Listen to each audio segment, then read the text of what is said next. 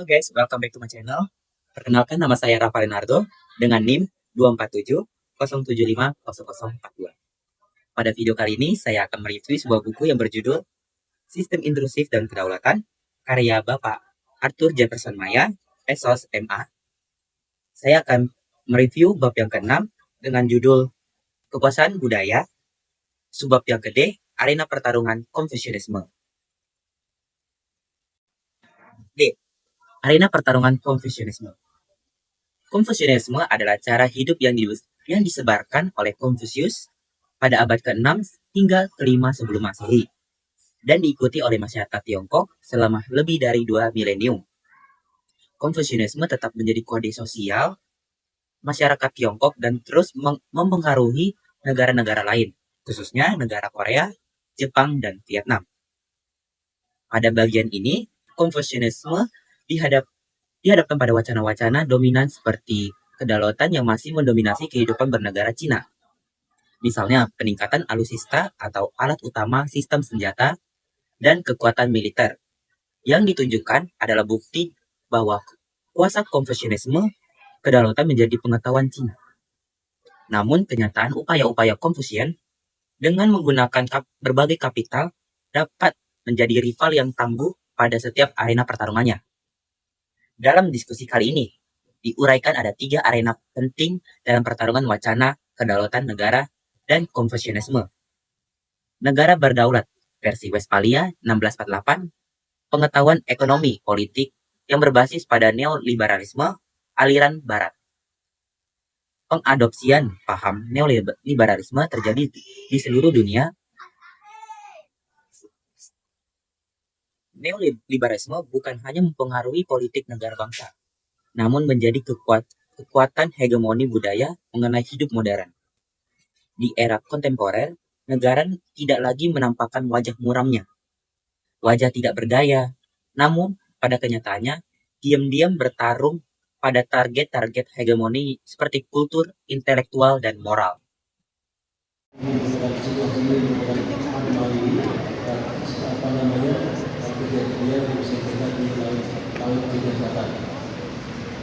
Kurang lebihnya saja dapat saya sampaikan pada saat ini.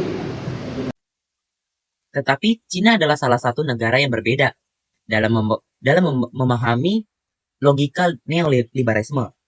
Negara lebih mengendalikan setiap aspek kehidupan ekonomi rakyatnya atau sistem sentralistik. Sifat seperti inilah tingkat hegemoni budaya lebih tinggi dibandingkan negara yang menganut desentralisasi.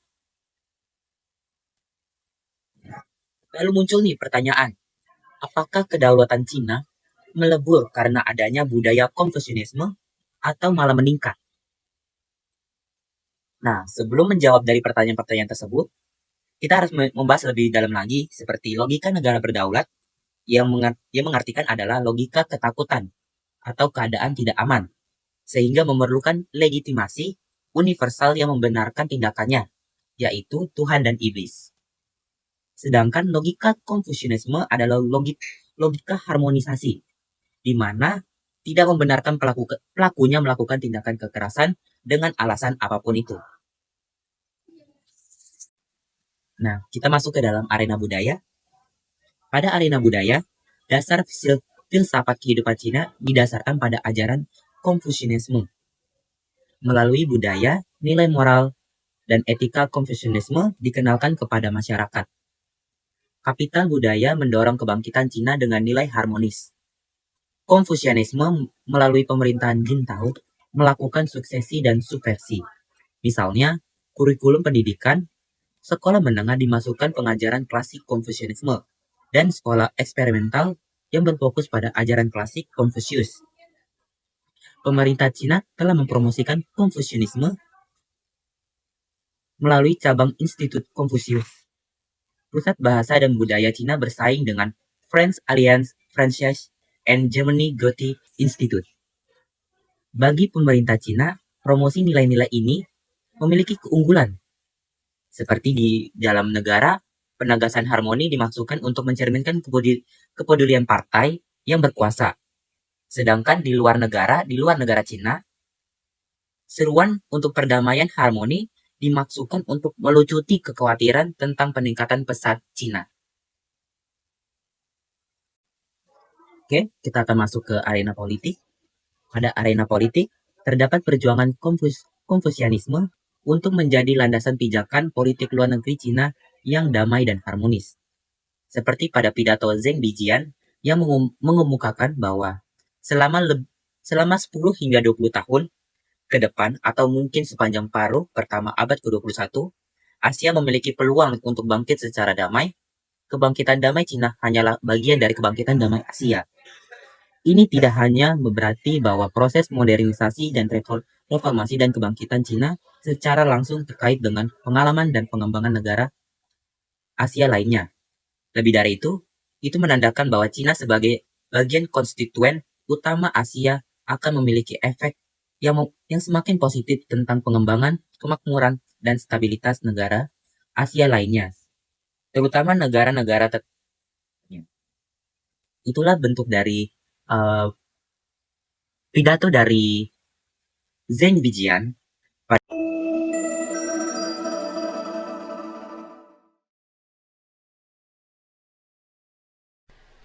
中国不走殖民掠夺的老路，不走国强必霸的邪路，也不搞意识形态突出输出，而是创造性的要走一条和平崛起的新路。不仅如此，中国还期待能够与广大发展中国家共同和平崛起，同时也希望发达国家也来个和平再发展，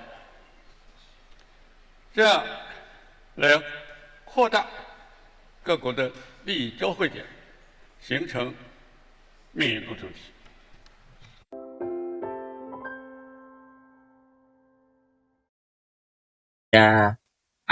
pada politiknya. Pernyataan terminologi politik luar negeri Cina yaitu peaceful rise yang berasal dari nilai harmonis Konfusianisme bahwa Cina berharap untuk bangkit bukan melalui ekspansi teritorial atau kekuatan lain, tetapi sebagai hasil dari kerja kerasnya sendiri dan lingkungan internasional yang damai. Tidak seperti kekuatan yang meningkat di masa lalu yang mengganggu tatanan internasional untuk memfasilitasi kebangkitan mereka. Namun Cina mencari jalan yang berbeda dan akan berupaya mengintegrasi dirinya ke dalam tatanan dunia alih-alih menentangnya. Kekosongan moral yang diisi oleh sekte-sekte Kristen, Falun Gong, dan bentuk-bentuk nasionalisme yang ekstrim, tetapi pemerintah Cina menganggap bahwa bentuk alternatif semacam ini semacam perdamaian dan stabilitas yang dimenangkan dengan susah payah, yang menopang pembangunan Cina sehingga telah mendorong kebangkitan Konfusianisme. Oleh karena itu bisa terjadi beberapa faktor, yaitu kepentingan politik, ideologi, kemanusiaan, ekonomi, kemudian contoh nyata contoh dari sistem industri adalah satu intervensi militer. Oleh karena itu, pada Februari 2015, Hu mengatakan harmonisasi yang berasal dari Konfusianisme harus dihargai. Hu mengatakan Cina harus mempromosikan nilai-nilai seperti kejujuran dan persatuan, serta menjalin hubungan yang erat antar masyarakat dan pemerintah. Selain Hu, Presiden Xi Jinping juga memperjuangkan ajaran-ajaran Konfusianisme di institusi politik melalui pidato politiknya. Konfusius adalah bagian dari tim reformasi Xi Jinping. Selama 2000 tahun doktrin Konfusius menetapkan kode etik dan perilaku yang baik di Cina. Melalui pernyataan tersebut, Xi Jinping meyakini Konfusianisme mampu memainkan peran harmoninya dalam pembangunan Cina yang damai. Xi Jinping menghimbau kepada pejabat pemerintah agar memanifestasi nilai-nilai Konfusianisme. Himbauan tersebut didasarkan pada konsep elit Konfusianisme, yaitu jika massa tidak menyukai seseorang, Anda harus memaksanya. Jika masa menyukai seseorang, Anda harus memaksanya. Dasar kebijakan Xi Jinping mengacu pada dua bagian penting yang disampaikan, yaitu kebijakan yang baik dari elit-elit pemerintahan dan setia pada nilai-nilai harmoni Konfusianisme. Dasar kebijakan Xi Jinping yang keduanya adalah penentangnya terhadap nilai-nilai Barat. Ia meyakini bahwa Konfusianisme lebih baik dibandingkan nilai-nilai liberal Amerika Serikat. Pernyataan ini dapat dikonfirmasikan secara historis melalui pemikiran Jian Qing yang menyatakan bahwa keuntungan Konfusianisme di era pertarungan politik karena memiliki kapital yang kuat seperti kata Foucault, pengetahuan selalu berrelasasi dengan kekuasaan, sebaliknya kehidupan kekuasaan ditentukan oleh relasi pengetahuan. Melalui nilai-nilai kolektif Konfusianisme, maka kebijakan luar negeri Cina tentang hidup yang damai di bawah satu payung kehidupan manusia yang harmonis selalu sejalan dengan Zhao He Chen yang menguatkan pernyataan Xi di atas bahwa the Chinese cultural root of the community of common destiny for all mankind. Peran elit-elit politik dalam membangun wacana lokal Konfusianisme sebagai dasar politik luar negeri. Negeri Cina mempengaruhi segala aspek arena pertarungan wacana, sehingga Konfusianisme menjadi pijakan kebijakan luar negeri Cina.